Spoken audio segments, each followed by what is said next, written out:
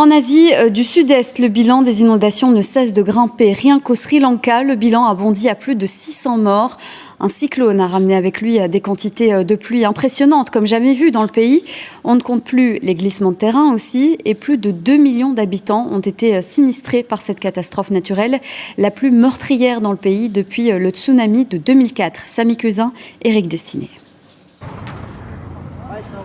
À l'image de ce monument bouddhiste dont il reste uniquement des fragments, le district de Kandy au centre du Sri Lanka n'offre plus à cet endroit qu'un paysage de dévastation.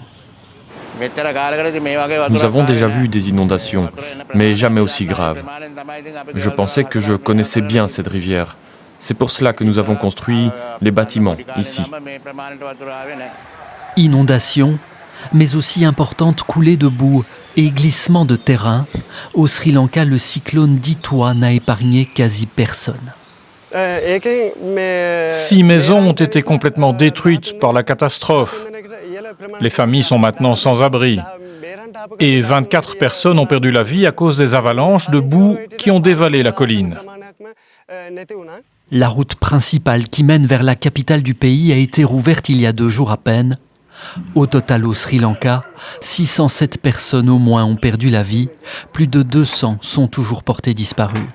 Cet homme a vu sa sœur mourir sous ses yeux quand des habitations ont été emportées par une coulée de boue. On ne peut plus vivre dans ce village. Même les autorités nous ont dit de ne pas rester. L'eau continue de circuler sous ce terrain, rendant impossible toute reconstruction. Cette terre n'est plus qu'un cimetière pour ceux qui sont morts. Dans le pays, on compte aujourd'hui au moins 2 millions de sinistrés. C'est plus que lors du passage du tsunami meurtrier de décembre 2004. Les autorités estiment le coût de la reconstruction entre 5 et 6 milliards d'euros, une somme colossale, alors que de nouvelles pluies torrentielles pourraient encore toucher le Sri Lanka dans les prochaines heures.